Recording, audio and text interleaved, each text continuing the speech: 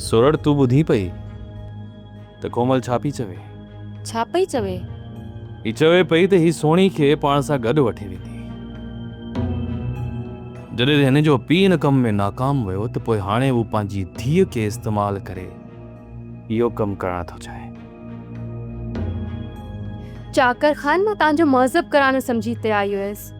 मूंखे ख़बर नहीं त तव्हांजी सोच एतिरी किरियल आहे।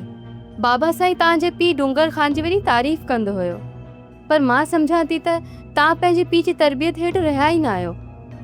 मां जी शफ़क़त खां ॼमंदे ई महरूम आहियो, तॾहिं ई तव्हांजा हिकु औरत मुतालिक़ अहिड़ा ग़लीज़ ख़्यालात आहिनि। मां ग़लति न आहियां। मुंहिंजो अंदाज़ो सोरहां आना सही निकितो। जॾहिं मां तोसां पहिरीं मुलाक़ात कई त मां सोचियो त ॿी मुलाक़ात में तोखे परखे वठंदुसि, ऐं जॾहिं ॿी मुलाक़ात थी तॾहिं मूंखे अंदाज़ो थियो त तूं हिकु मर्द जे लाइ छपर छांव साबित थी सघी थी। अॼु जॾहिं तुंहिंजे ज़हनी इम्तिहान वठण खां पोइ मुंहिंजे जुमिले साबित कयो आहे त तोसां शादी करण जो फ़ैसिलो ग़लति न हुयो। छा?